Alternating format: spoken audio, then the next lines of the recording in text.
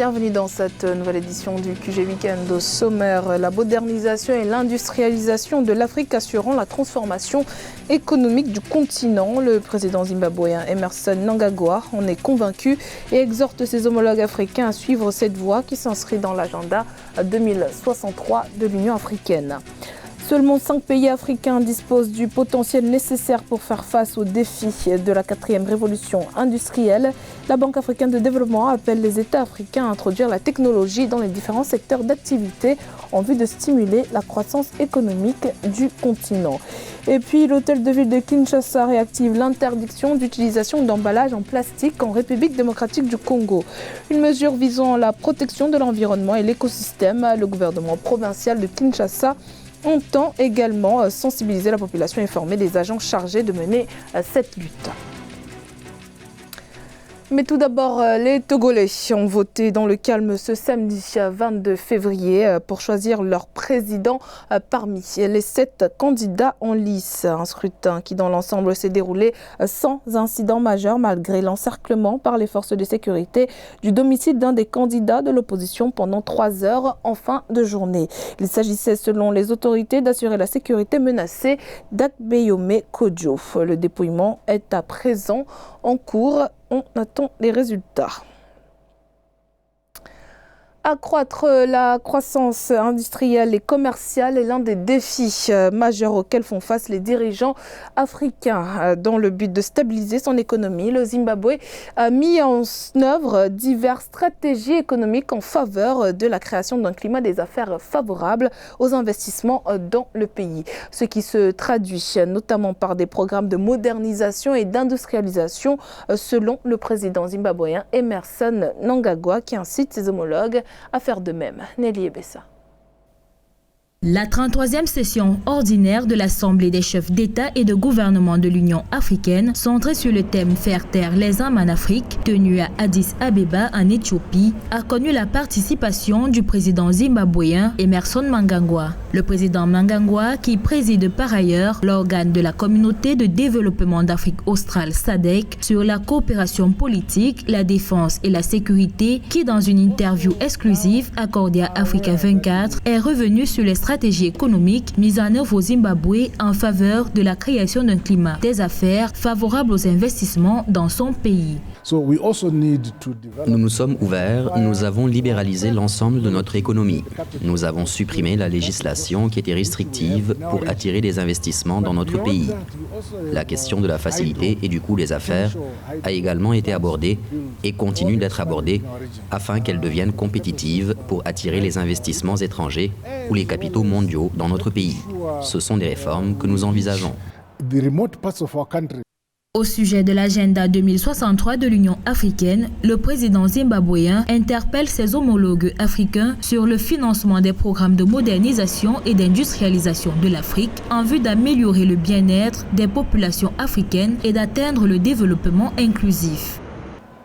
En tant que continent, nous convenons, dirigeants africains, que nous devons faire de notre mieux pour financer nos programmes de modernisation et d'industrialisation du continent pour nos propres ressources domestiques. Nous devons être en mesure de créer de meilleures conditions de l'environnement économique dans nos États respectifs afin d'attirer des capitaux mondiaux. Pour les experts, le pays est bien positionné pour engendrer les gains avec la zone de libre-échange continentale africaine. Le Zimbabwe, qui s'efforce à consolider et à améliorer ses perspectives économiques, possède les 2e plus grands gisements de platine et de chrome au monde. Les Comoriens se rendent aux urnes ce dimanche 23 février dans le cadre du second tour des élections législatives. Un vote sans véritable suspense selon les observateurs puisque l'opposition qui a décidé de boycotter ce scrutin n'a pas présenté de candidats. Pour rappel, l'Assemblée nationale du pays compte 24 députés et 19 d'entre eux ont déjà été élus directement au premier tour. Les candidats toujours en lice sont tous issus de la mouvance présidentielle ou sans étiquette mais proches du président Azali Assoumani. Selon un rapport de la Banque africaine de développement sur le développement de la 4e révolution industrielle, uniquement 5 pays africains disposent du potentiel nécessaire pour faire face aux défis de la 4e révolution industrielle. Certes, le continent utilise les technologies de cette révolution, mais il doit désormais repenser ses anciens systèmes pour faire face aux défis dans plusieurs domaines, tels que l'agriculture, les services, l'éducation ou encore la santé. Philomène. L'Afrique, seul continent à ne pas avoir expérimenté le modèle de croissance par l'industrialisation selon la Banque mondiale. Néanmoins, quelques rares pays d'Afrique ont adopté ce type d'expansion rapide.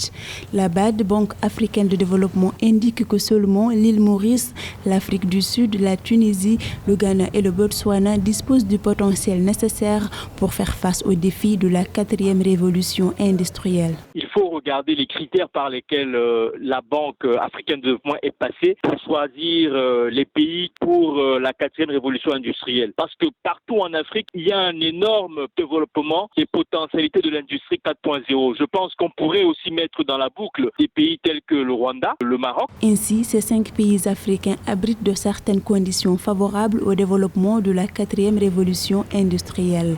Avec un capital humain bien formé dans le domaine des technologies et des infrastructures technologiques répondant aux normes, ils ont lancé un programme tiré par des investissements dans la transformation industrielle. Dans la plupart des grands pays africains, Nigeria, Cameroun, Côte d'Ivoire, vous avez quelques niches qui commencent à se développer en termes, par exemple, de capacité à monter des drones, à travailler avec le big data, à promouvoir tout ce qui est digitalisation, dématérialisation. On peut reprocher, de mon point de vue, à cette étude d'avoir eu des critères extrêmement restrictifs. La part de l'Afrique dans la manufacture mondiale n'est que de 1,9% environ d'après la BAD.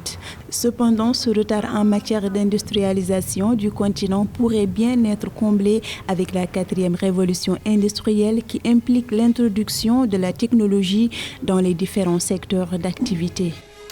Au Kenya, Safaricom envisage un contrat avec Huawei qui déploie son réseau 5G cette année. Un accord qui pose problème. Il pourra en effet compromettre les accords de libre-échange entre le Kenya et les États-Unis. Les précisions de Kamesh Katapoulé. Nouveau contrat en perspective pour Safaricom. Michael Joseph, le directeur par intérim du géant des télécommunications au Kenya, envisage un accord avec Huawei qui déploie son réseau 5G cette année. Mais depuis le 15 mai dernier, le président américain a établi un embargo contre la société chinoise pour des soupçons d'espionnage, une mesure afin que Huawei soit exclu de certains marchés. Nous allons utiliser Huawei en 5G, mais je connais d'avance la question que vous allez me poser. Que ferons-nous en ce qui concerne les déclarations américaines sur la non-utilisation de Huawei? Nous n'avons pas cette situation en Afrique. Je ne pense pas que les États-Unis vont nous dire ce que le Kenya doit faire ou non. C'est une relation différente. Selon certains experts, l'implication d'Huawei dans le réseau 5G de Safaricom pourrait même entraver les accords de libre-échange entre les États-Unis et le Kenya. Le directeur de l'opérateur mobile a cependant annoncé qu'il suivra les directives de ses 2 principaux actionnaires, la société britannique Vodafone et l'entreprise sud-africaine Vodacom. Nous n'avons pas de grands frères ici qui nous disent ce que nous pouvons et ne pouvons pas faire. Le Royaume-Uni et l'Europe sont très différents de l'Afrique et de ce que nous faisons en Afrique. Entreprise considérée comme la plus rentable d'Afrique de l'Est, Safaricom exploite déjà les réseaux 2, 3 et 4G. Une fois fonctionnel, le service 5G s'étendra d'abord là où la demande est la plus forte, dans les grandes villes. Le gouvernement de la République du Congo est conscient des insuffisances industrielles du pays. Le secteur industriel ne contribue qu'à 8% dans la formation de la richesse nationale. C'est donc en vue d'y remédier que le président Denis Sassou Nguesso a inauguré le 20 février la société Grand Moulin de Kouilou, spécialisée dans la fourniture des produits agroalimentaires. Reportage de notre correspondant Deva Panzo. La société congolaise des Grands Moulins du Kouilou veut contribuer à l'autosuffisance alimentaire au Congo. En adéquation avec ses ambitions, celle-ci produit 5000 tonnes de farine par mois et 28 tonnes de pâtes alimentaires par jour. Grâce à l'activité des Grands Moulins du Kouilou, 550 emplois permanents au bénéfice de 83% de jeunes Congolais et environ 1800 emplois indirects ont été créés. GMK est rentré en exploitation en 2017. a envie de participer à la réduction du déficit observé dans la fourniture de produits agroalimentaires en République du Congo. L'ensemble de ces investissements s'élève à 45 milliards 850 millions de francs CFA. À la fin des années 70, le secteur industriel hors minerais congolais représentait 30% du produit intérieur brut et comptait plus de 100 entreprises employant plus de 20 000 personnes. Toutefois, le gouvernement congolais est bien conscient de l'insuffisance de complexes industriels. Ainsi, il reconnaît la nécessité de poursuivre l'effort d'industrialisation du pays malgré le contexte économique difficile. Encore une nouvelle industrie à consacrer. De toute évidence, ce n'est pas une de trop. Bien au contraire, il n'y en a toujours pas assez. À ce jour, l'industrie ne contribue qu'à hauteur de 8% de la formation de la richesse nationale et offre un peu moins de 20% du total des emplois dûment recensés dans notre pays. La ligne moderne de pâtes alimentaires des Grands Moulins du Kwilu comprend entre autres un système d'alimentation en matières premières, un système de récupération de chute, une ligne automatique de pâtes coulantes. La société entend couvrir la demande nationale de ce produit. Direction la République démocratique du Congo, à présent, où l'hôtel de ville de la capitale Kinshasa a décidé de réactiver la mesure d'interdiction d'importation, de fabrication et de commercialisation d'emballages en plastique prise par l'ancienne administration de la ville. Cette décision n'a jamais été pleinement mise en application, une situation qui s'explique par un manque des mesures d'accompagnement. Reportage de notre correspondant Jacques Mboka. Interdite sous le Premier ministre sortant, mais sans une réelle mesure d'accompagnement. La production, l'importation, la commercialisation et l'utilisation des sacs, sachets et autres emballages en plastique sont à nouveau interdites par la nouvelle administration de la ville. Il faut interdire, mais il faut proposer des alternatives. Mais en plus de cela, il n'y a pas que le sachet qui pollue la ville de Kinshasa. Il y a des plastiques que nous connaissons, des sucrés que tout le monde prend à Kinshasa.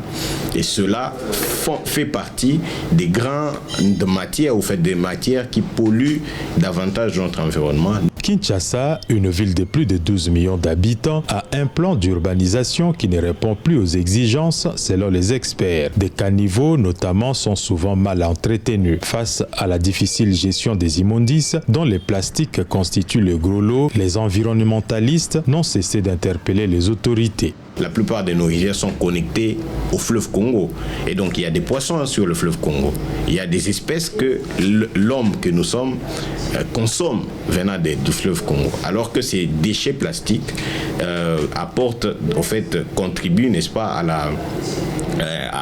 à certaines maladies à travers des espèces comme des poissons, parce qu'ils vont avaler cela. Et nous allons avaler le poisson. Plusieurs villes africaines ont réussi à imposer l'interdiction des emballages en plastique et sachets. L'hôtel de ville de Kinshasa, qui s'est lancé dans une vaste opération de salubrité dénommée Kin Bopeto, entendée par la Kin propre, a tout intérêt à appliquer cette mesure pour le succès de cette opération, affirment les observateurs. C'était le journal de la rédaction. Merci de votre fidélité. Dans un instant, une nouvelle édition de l'actualité sur Africa 24.